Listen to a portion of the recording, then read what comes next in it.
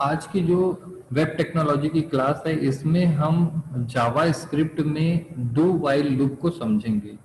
पिछली क्लास में हमने फॉर लूप और वाइल लूप के बारे में समझा था और कैसे फॉर लूप को वाइल लूप में कन्वर्ट किया जाता है ये भी हमने अ, एक वीडियो के माध्यम से भी और एक प्रैक्टिकल के माध्यम से भी समझा था। तो यहाँ पर आप देख रहे हैं कि पिछली कक्षा का एक वाइल लूप का एक प्रोग्राम पहले से बना हुआ है जिसका आउटपुट यहाँ पर दिखाया जा रहा है। मैं फिर से एक बार रिवाइज करूंगा कि यहाँ पर दो विंडो ओपन है। लेफ्ट साइड में जो विंडो ओपन है ये टेक्स्ट एडिटर है जिसको नोटपैड प्लस प्लस है और इसमें हम एक HTML की फाइल का कोड कर रहे हैं। इसका नाम है test1.html। ये ई ड्राइव में एग्जाम्पल नाम के फोल्डर्स के अंदर सेव है। राइट साइड में उसी फाइल को आप देखेंगे यहाँ पर लोकेशन, उसी फाइल को ओपन किया गया है एक वेब ब्राउजर पर और जब हम इस पर कोड करके सेव करेंगे और यहाँ पर लोड करेंगे तो वो आउटपुट दिखेगा। यहाँ हम कोड करेंगे और यहाँ पर आउटपुट दिखेगा। चलिए आगे बढ़ते हैं। पहले मैं इस कोड को फॉर लूप में बदल देता हूँ, तो मैं रिवर्स काम कर देता हूँ। यहाँ पर ये हमारा कोड है जो कि फॉर लूप में आपको दिखाई देगा। क्लियर है? ये फॉर लूप का कोड है हमारे पास और इस कोड का जो आउटपुट है वो ये है। तो इसके आउटपुट को हम छोटा कर देते हैं ताकि हमको आसानी से समझ में आए। 1 से लेकर के 13 तक यहाँ पर प्रिंट करा देते हैं और ये प्लस प्लस कर देते हैं। तो 1 से लेकर 13 तक की गिनती जो है वो प्रिंट होगी। इसको जब सेव करते हैं और यहाँ पर आप लोड करेंगे i equal to 1 sorry equal to लगा हुआ है i प्लस प्लस करेंगे तो आपको 1 से लेकर के 13 तक की गिनती प्रिंट होगी। तो चलिए आइए देखते हैं कि इसी लूप को हम इस लूप को सबसे पहले हम वाइल लूप में कन्वर्ट करेंगे और इस लूप को ही हम डू वाइल में भी कन्वर्ट करेंगे। तीनों एक साथ देखते हैं। सबसे पहले मैं इस फॉर लूप वाले कोड को यहाँ पर स्टोर करके सेव करके रख लेता हूँ ताकि नेक्स्ट टाइम पर मुझे ये मिल जाए। मैं यहीं पर एक न्यू डॉक्यूमेंट क्रिएट कर लेता हूँ। यहाँ पर मैं इस फॉर लूप वाले कोड को मैंने रख लिया जो यहाँ पर था। ये वाले कोड को मैंने कॉपी कर लिया है। क्लियर है? अब इससे मुझे वाइल में कन्वर्ट करना है तो सिंपल सी बात है, वाइल में कन्वर्ट करने के लिए हमें 3 चेंजेस करने पड़ेंगे। फॉर मिटा के लिखना पड़ेगा वाइल और ये स्टार्टिंग वाली जो कंडीशन है इसको यहाँ से हटा करके यहाँ ऊपर में लिखना पड़ेगा और जो ये वाली कंडीशन है इसको लास्ट में लिखना पड़ेगा। तो यहाँ से कट किया मैंने और यहाँ लास्ट में ले गया। सेमीकोलन को पीछे लिखते हैं। सेमीकोलन का काम ही होता है 2-3 स्टेटमेंट को अलग अलग करना। तो यहाँ पर 3 स्टेटमेंट थे, उनको अलग करने के लिए बीच में सेमीकोलन लिखा हुआ था। तो आप देखेंगे कि यहाँ पर जो ये मैंने 3 चेंजेस किए। फॉर मिटा के वाइल लिखा, स्टार्टिंग कंडीशन उठा करके ऊपर ले गए और जो इंक्रीमेंट डिक्रीमेंट है या जो फॉर्मूला है उसको उठा के सबसे लास्ट में ले गए। ऐसा करने से फॉर लूप जो है वो वाइल में कन्वर्ट हो गया है। अब मैं अगर इसको सेव करके लोड करूंगा तो आपको कोई चेंजेस दिखाई नहीं देगा यहाँ पर, क्योंकि ये 1 से लेकर के 13 तक ही है। तो मैं चाहता हूँ कि यहाँ पर मैं 15 कर देता हूँ ताकि आपको लगे, समझ में आए कि यहाँ पर जो वैल्यू चेंज होगी तो आपको समझ में आएगा। देखिए ये 15 हो गया, मतलब ये लूप जो है प्रॉपर वर्क कर रहा है। क्लियर है? अब फिर से ही इसको हम वाइल लूप में बदल देते हैं, सॉरी फॉर लूप में बदल देते हैं और इसको फॉर से फिर डू वाइल में कन्वर्ट करेंगे। क्लियर है? तो सेम रिवर्स काम हम करते हैं। यहाँ से ये वाली चीज को फिर से ऊपर ले जाएंगे और सेमीकोलन हटा देते हैं। सर आपकी वॉइस कट रही है। इस प्रकार से हम इस चीज को फिर से रिवर्स कर देते हैं और इसको यहाँ पर वापस ले आ देते हैं। तो आप देखेंगे कि ये जो कंडीशन है यहाँ पर मैं फिर से 10 कर देता हूँ ताकि आपको अंतर पता चले। ठीक है? तो और फॉर मिटा के मैं वाइल लिख देता हूँ, सॉरी वाइल मिटा के फॉर लिख देता हूँ। तो अब जब मैं यहाँ पर सेव करूंगा तो देखेंगे कि 1 से 10 तक आ रहा है, यानी कि ये फॉर लूप जो है वो करेक्ट है। अब इस फॉर लूप को मुझे कन्वर्ट करना है डू वाइल में। तो याद रखिए फिर मुझे 3 काम करने होंगे, लगभग वैसे ही काम है जैसे कि पहले होते थे। पहला काम जो है वो फॉर मिटा करके मुझे लिखना होगा डू वाइल। याद रखिए फॉर मिटा के मैंने क्या लिखा? Do while. दूसरा काम, इसको उठा के फिर से ऊपर ले गए जैसे उसमें ले गए थे। और तीसरा काम इसको नीचे ले गए जैसे उसमें ले गए थे, और ये सेमीकोलन तो पीछे आएगा ही। तो लगभग आपने वही काम किया जो डू वाइल वाइल में किया था, केवल यहाँ पे वाइल लिखे थे तो हम यहाँ पे डू वाइल लिख दिए। क्लियर है? अब एक चौथा काम एक्स्ट्रा करना है, क्योंकि ये एग्जिट कंट्रोल लूप है, तो ये इसकी लूप की एंट्री पॉइंट होता है और ये एग्जिट पॉइंट होता है। तो ये जो कंडीशन है उसको कट करके आपको ले जाना है एग्जिट पे। इसको कट करके कहाँ ले जाना है? एग्जिट पॉइंट पे ले जाना होगा। तो इसकी इस तरीके से आप देख सकते हैं कि जब हम इसको एग्जिट पॉइंट पर ले जाते हैं तो हमारा जो आउटपुट है वो हमको दिखाई देगा लगभग वैसा ही जैसा हम यहाँ पर देख रहे हैं, क्योंकि पहला जो लूप था और जो दूसरा लूप था दोनों का आउटपुट 10 तक आ रहा है। तो मैं थोड़ा सा इसमें चेंजेस कर देता हूँ, इसको मैं 12 तक कर देता हूँ ताकि आपको अंतर पता चले। जब मैंने यहाँ पर लोड किया तो आप देखिए 1 से लेकर 12 तक आउटपुट आ रहा है, यानी कि ये जो लूप है ये परफेक्ट वर्क कर रहा है। इसमें मैंने स्टार्टिंग पॉइंट बताई है 1, एंडिंग पॉइंट बताया है 12 और फॉर्मूला बताया है +1 का। अगर मैं फॉर्मूला यहाँ पर बता देता हूँ i = i + 2, मैंने फॉर्मूला चेंज कर दिया। देखिए अब मैंने फॉर्मूला चेंज किया है, 2 का गैप आएगा। तो जब मैं यहाँ पे चलाऊंगा तो देखिए 1 3 5 7 9 11 ऐसा आ रहा है। क्लियर है? यानी कि ये जो लूप है वो एकदम परफेक्ट वर्क कर रहा है। तो आपको एंट्री कंट्रोल और एग्जिट कंट्रोल में भी समझ में आया होगा कि ये जो लूप का एंट्री पॉइंट होता है और ये लूप का एग्जिट पॉइंट होता है। तो एंट्री कंट्रोल में यहीं पर एंट्री के पहले ही जो कंडीशन है वो चेक होती है, और एग्जिट कंट्रोल में क्या होता है, एग्जिट करते समय यहाँ पर चेक होता है। अब यहाँ पर जब हम वाइल लिखते हैं तो उसके आगे एक सेमीकोलन लगाना होता है। अगर सेमीकोलन नहीं लगाएंगे तो कंप्यूटर इसके नीचे वाइल लूप ढूंढने लगेगा और सोचेगा कि यहाँ से वाइल स्टार्ट है और नीचे कुछ होना है, इसलिए यहाँ पर वो ढूंढने लगेगा इसको, क्योंकि दूसरा वाइल लूप जो होता है यहाँ पर वाइल लिखा रहता है और नीचे कुछ कोड लिखा होता है। तो वो इसको न ढूंढे, या हमें बताना है कि यहाँ पर ये एंड हो गया है, इसलिए यहाँ पर सेमीकोलन लगाया जाता है। क्लियर है? तो ये था आपका डू वाइल लूप, और इसको कन्वर्ट करने का भी सेम रूल है कि आप पहले फॉर मिटा के डू वाइल लिखेंगे, स्टार्टिंग पॉइंट को ऊपर ले जाएंगे और एंडिंग पॉइंट को नीचे ले आएंगे, ये वाला सॉरी फॉर्मूला को नीचे ले आएंगे, और जो उसकी कंट्रोलिंग वाला वाइल वाला स्टेटमेंट है उसको नीचे ले आ लेंगे, चौथा काम। तो ये फॉर लूप केस में कन्वर्ट हो जाएगा डू वाइल में। क्लियर है? तो इस तरीके से आप इसका फॉर्मूला भी देख सकते हैं कि अगर मैं फॉर लूप की बात करूं तो फॉर लूप में जो फॉर्मूला होता है वो इस तरीके से होता है, एक ब्रैकेट होता है, इसके अंदर हम starting semicolon, ending condition semicolon, और फॉर्मूला जिसको हम गैप भी बोल सकते हैं, या फॉर्मूला बोलिए या इंक्रीमेंट डिक्रीमेंट बोलिए, तीनों चीजें एक ही लाइन पर लिखी होती हैं, और ये तीनों चीजें एक ही लाइन पर इस सीक्वेंस में लिखी होती हैं। क्लियर? सेम वाइल लूप में क्या होता है, पहले स्टार्टिंग होता है, फिर वाइल होता है, फिर एंडिंग होता है, और फिर यहां पर मैं गैप स्टेटमेंट लिख सकता हूं। तो आप यहां पर देख सकते हैं कि वाइल लूप में भी ये जो बॉडी है इसकी एंट्री करने के पहले ही एंड कंडीशन चेक हो रही है, यहाँ पर भी एंट्री करने के पहले ही एंड कंडीशन चेक हो रही है, इसलिए ये दोनों ही एंट्री कंट्रोल लूप है। इसमें जो स्टार्टिंग एंडिंग गैप का जो सीक्वेंस है, starting ending gap, same sequence इसमें भी है, स्टार्टिंग एंडिंग गैप। क्लियर है? लेकिन डू वाइल में क्या होता है, इसमें कुछ इस तरीके से होता है। इसमें स्टार्टिंग पॉइंट सबसे पहले तो होता ही है, उसके बाद लिखा होता है डू, उसके बाद लूप स्टार्ट होता है, और डू के अंदर लास्ट में यहाँ पर होता है गैप, और यहाँ पर एंडिंग के समय यहाँ पर वाइल से कंडीशन चेक की जाती है, और यहाँ पर सेमीकोलन लगा होता है। मैक्सिमम लोग डू वाइल बनाते समय सेमीकोलन यहाँ पर भूल जाते हैं।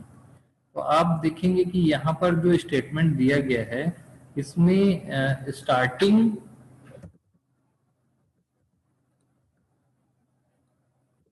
इसका जो सीक्वेंस है वो है स्टार्टिंग गैप एंडिंग।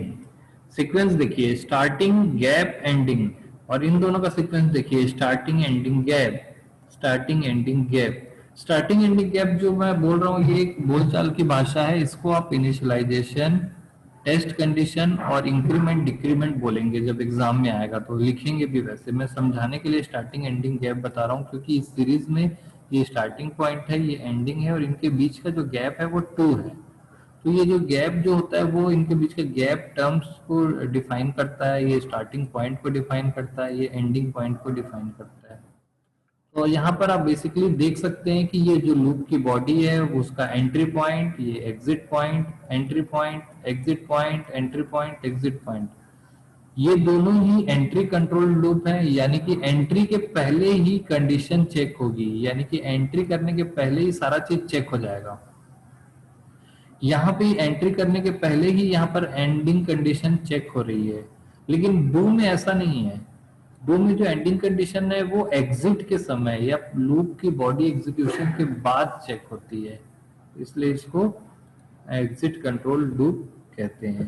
तो इस प्रकार से हमने तीनों लूप को यहाँ पर समझा, और साथ ही साथ हमने इस प्रोग्राम को देखिए, यहाँ पर मैंने एक प्रोग्राम बनाया था जिसमें 1 से स्टार्ट हो रहा है, 12 पे खत्म हो रहा है, और दो का गैप है, और वाइल लूप है ये, ठीक है, डू वाइल लूप है। इसका आउटपुट इस तरीके से आ रहा है। अब केवल एक चेंजेस करना है मुझे कि मैं यहाँ पर 800 लिख दिया, केवल मैंने 800 लिखा, सेव किया, रन किया, तो देखिए आपको 800 तक की गिनती मिल जाएगी यहाँ 1 सेकंड के अंदर, ठीक है। तो आप यहाँ पर देख सकते हैं कि आपको 800 तक की गिनती 1 सेकंड के अंदर मिल जाएगी, केवल एक जीरो लगाना है।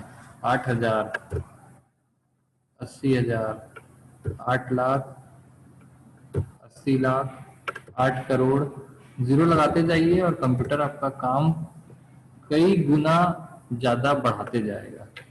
क्लियर? तो प्रोग्रामर एक छोटा सा कोड लिखता है, चाहे एक स्टूडेंट का रिजल्ट जनरेट करना हो, चाहे 10 लाख स्टूडेंट का रिजल्ट जनरेट करना हो, कोड इतना ही बड़ा होगा, बस लूप में ये जो संख्या है ये बढ़ते जाएगी। 2 स्टूडेंट का रिजल्ट जनरेट करना है तो यहाँ पर 2 रहेगा, और 2 लाख स्टूडेंट का रिजल्ट जनरेट करना है तो यहाँ पर 0 बढ़ते जाएंगे, कोड नहीं बढ़ेगा, चाहे आपका डेटा सेट कितना भी बड़ा हो जाए। क्लियर? ये फायदा होता है। तो लूप ही वो चीज है जिससे कंप्यूटर को एक रिजल्ट जनरेट करने का फॉर्मूला बताया जाता है और उसको मल्टीप्लाई किया जाता है लूप लगाकर, और वो कंप्यूटर जो है वो हजारों लाखों स्टूडेंट का रिजल्ट जो है वो जनरेट कर देता है।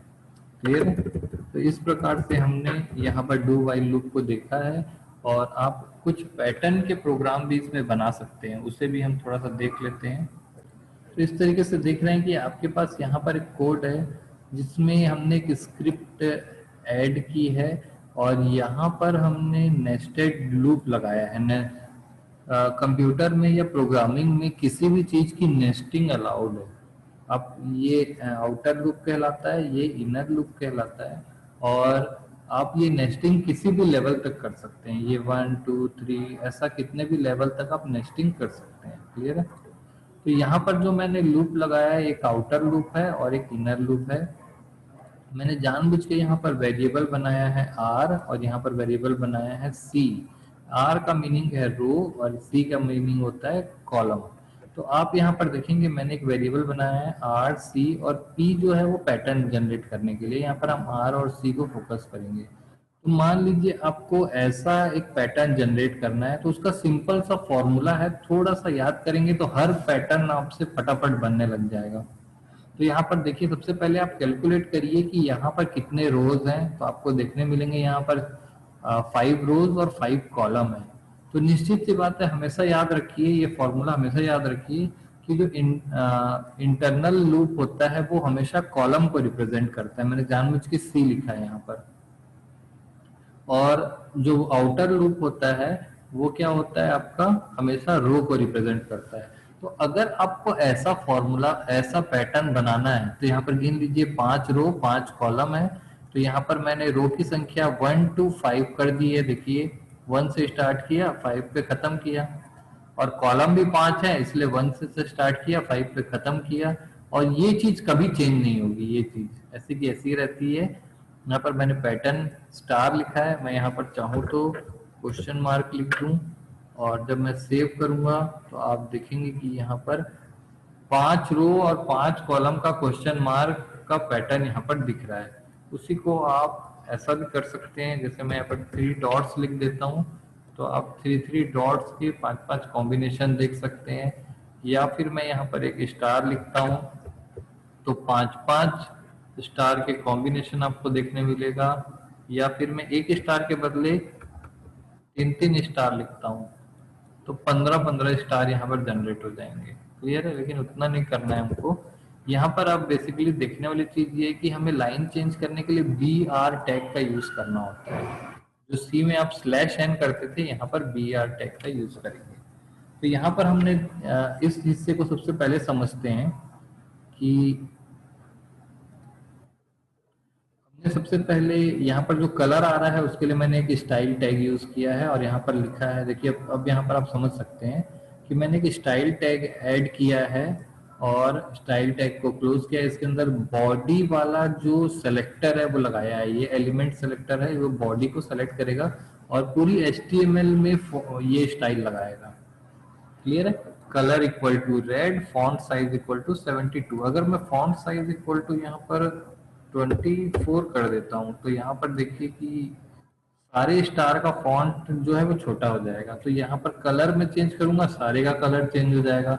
अब आपने CSS पढ़ चुके हैं, इसलिए आप इसको समझ पा रहे होंगे। तो ये हेड में रखा हुआ जो कोड है वो मेरे ख्याल से आपको समझ में आ गया। तो मैं फिर से इसको 72 कर देता हूँ। अगर मैं यहाँ पर रेड मिटा के ग्रीन लिख दूंगा, तो ये सारे स्टार जो है वो ग्रीन हो जाएंगे। तो ये स्टार कैसा दिखेगा ये डिसाइड कर रहा है ये CSS। हम साथ साथ इसमें CSS और ये सारी चीजों को कवर भी कर रहे हैं। तो ये स्टार कितना बड़ा दिखेगा और कैसा दिखेगा ये डिसाइड किया है इस CSS में। इसमें हमने बॉडी नाम का सेलेक्टर लगाया है जो बॉडी टैग को एक्टिवेट कर रहा है। क्लियर है? अब बॉडी के अंदर आ जाते हैं। यहाँ पर यहाँ से बॉडी आपकी स्टार्ट है और बॉडी यहाँ पर खत्म हो रही है। बॉडी टैग के अंदर हमने यहाँ पर 2 हिस्से बनाए हैं, एक पैराग्राफ टैग बनाया है और पैराग्राफ टैग की ID दी है साइन, और एक स्क्रिप्ट लगाई है यहाँ पर। और सेम स्क्रिप्ट में यहाँ पर लिखा है document dot gate element by ID, और यहाँ लिखा है साइन, और साइन में जो भी हम प्रिंट करा रहे हैं, तो यहाँ पर एक पैराग्राफ टैग है उसमें हम इसको प्रिंट करा दे रहे हैं। पैराग्राफ को रिप्लेस करके ये कर दे रहा है, ये वाली लाइन का मीनिंग होता है। क्लियर? इसको बड़ा कर देते हैं। इस लाइन का मीनिंग है कि इस पैराग्राफ को रिप्लेस करेगा, जो कि पैराग्राफ ब्लैंक है। यहाँ पर कुछ लिखते तो पैराग्राफ में लिखा हुआ आता। अब आते हैं स्क्रिप्ट की बात करते हैं। यहाँ पर स्क्रिप्ट में मुझे पैटर्न बनाना था, तो मैं लूप का इस्तेमाल किया हूँ, और लूप के लिए मैंने 2 वेरिएबल बनाए हैं। और जावा स्क्रिप्ट में आप ये वेरिएबल नहीं भी बनाते तो भी चल जाता है, क्योंकि इम्प्लिसिट डिक्लेरेशन हो जाता है। और पी को पहले मैंने ब्लैंक कर दिया है। क्लियर है? ब्लैंक मतलब वो नल स्ट्रिंग है। अब मैंने यहाँ पर हमें इसको फोकस करना है, ये हमारा बेसिक पार्ट है। हमने यहाँ पर 2 लूप बनाया है, रो का और कॉलम का। पहला जो लूप होता है आउटर लूप, वो रो को डिसाइड करता है और ये कॉलम को डिसाइड करता है। तो आपको क्या पैटर्न बनाना है उसको देख लीजिए, कितने रो कितने कॉलम है वो गिन लीजिए और सिंपल सा यहाँ पर लिख लीजिए। क्लियर है? उसके बाद आपको यहाँ पर ये वाला फॉर्मूला लिखना पड़ेगा, क्योंकि ये अपेंड करता है, 1 और 1 11 वाला है। पहला पैटर्न, उसके पीछे दूसरा पैटर्न, तीसरा पैटर्न, चौथा पैटर्न, 5वां पैटर्न, उसके बाद लाइन चेंज। फिर नीचे लाइन में पहला पैटर्न, दूसरा पैटर्न, तीसरा पैटर्न, चौथा पैटर्न, 5वां पैटर्न, लाइन चेंज, कुछ इस तरीके से। फिर तीसरे लाइन में पहला पैटर्न, दूसरा, तीसरा, चौथा, 5वां, फिर BR होने से वो नीचे आ गया। क्लियर है? तो इस प्रकार से आप यहाँ पर ये कोड को बना सकते हैं। अब देखिए इसमें काफी आसानी से चेंजेस किया जा सकता है। अगर मैं आपको बोलूं कि आपको ये पैटर्न बनाना है, नया एग्जांपल देखते हैं, मैं बोलूं आपको ये बनाना है 1 2 3 4 5 और 6। ध्यान दीजिए मैंने यहाँ पर, तो इस पैटर्न को बनाना है तो सबसे पहले आपको क्या करना होगा, कितने रो हैं और कितने कॉलम है कैलकुलेट कर लीजिए। तो आप देखेंगे यहाँ पर कितनी रो है, 6 रो है। कॉलम कितने हैं, 6 है। क्योंकि आप देखेंगे इसमें 1 2 3 4, इसमें कॉलम की संख्या कितनी है, रो की संख्या कितनी है, 6 है, और कॉलम की संख्या 6 है। तो आपको कुछ नहीं करना है, रो में 6 दे देना है और कॉलम में भी 6 दे देना है। लेकिन ऐसा पैटर्न अभी क्रिएट नहीं होगा, ठीक है, इसको भी देखते हैं। तो मैं जब इसको सेव करूंगा तो देखिए 6 रो और 6 कॉलम का एक पैटर्न क्रिएट हो गया है। 6 रो और 6 कॉलम, 5 मिनट, 6 रो और 6 कॉलम का एक पैटर्न क्रिएट हो गया है। लेकिन ये जो ऐसा ये ट्रायंगल में दिख रहा है आपको, तो ट्रायंगल दिखाने के लिए आपको क्या करना होगा, देखिए यहाँ पर एक रिलेशन है, रो और कॉलम के बीच में एक रिलेशन दिख रही है कि कॉलम की जो संख्या है वो डिपेंड कर रही है रो पर। यानी कि पहले रो में 1 कॉलम, दूसरे रो में 2 कॉलम, तीसरे रो में 3 कॉलम, चौथे रो में 4 कॉलम। तो जो कॉलम की संख्या है वो फिक्स नहीं होगी, बल्कि रो पे डिपेंड करेगी। किस पे डिपेंड करेगी, रो पर। तो अगर मैं यहाँ पर रो पर डिपेंड करा दूंगा, केवल 6 मिटा के मैंने आर लिख दिया है, सेव करेंगे, ये बन गया पैटर्न।